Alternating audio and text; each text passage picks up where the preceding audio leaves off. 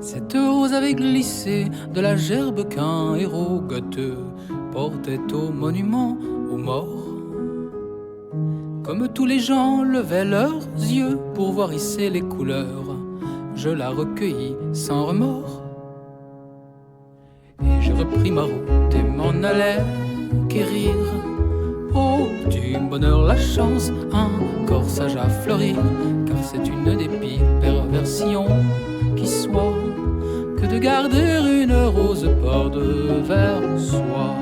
La première à qui je l'offris tourna la tête avec mépris. La deuxième s'enfuit et court, encore en criant au secours.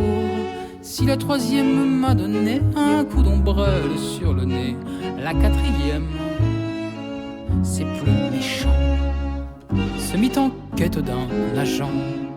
Car aujourd'hui c'est saugrenu, sans être louche, on ne peut pas fleurir de belles inconnues. On est tombé bien bas, et ce pauvre petit bouton de rose a fleuri le veston d'un vague chien de commissaire. Quelle misère! Quelle misère!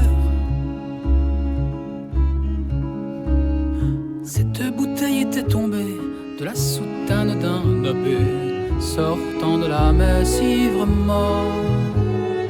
Une bouteille de vin fin millésimé, béni divin, je la recueillis sans remords.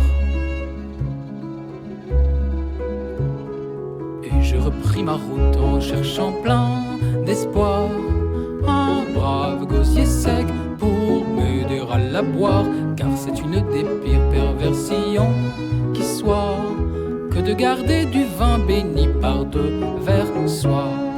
Le premier refusa mon verre en me lorgnant d'un œil sévère. Le deuxième m'a dit railleur de m'en aller cuver railleur. Si le troisième sans retard au nez m'a jeté le nectar, le quatrième, c'est plus méchant, se mit en quête d'un agent.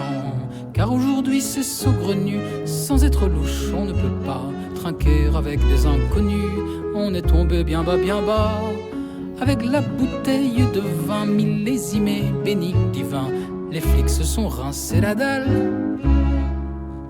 un vrai scandale.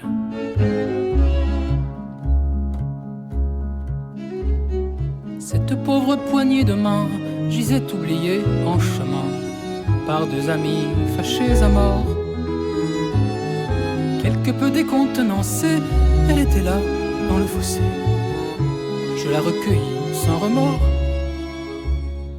Et je repris ma route avec l'intention de faire circuler la virile effusion, car c'est une des pires perversions qui soit de garder une poignée de main par-devers soi. Le premier m'a dit fous le camp, j'aurais peur de salir mes gants. Le deuxième d'un air dévot me donna 100 sous d'ailleurs faux. Si le troisième ours mal léché dans ma main tendue a craché, le quatrième, c'est plus méchant, se mit en quête d'un agent. Car aujourd'hui c'est saugrenu, sans être louche on ne peut pas serrer la main des inconnus.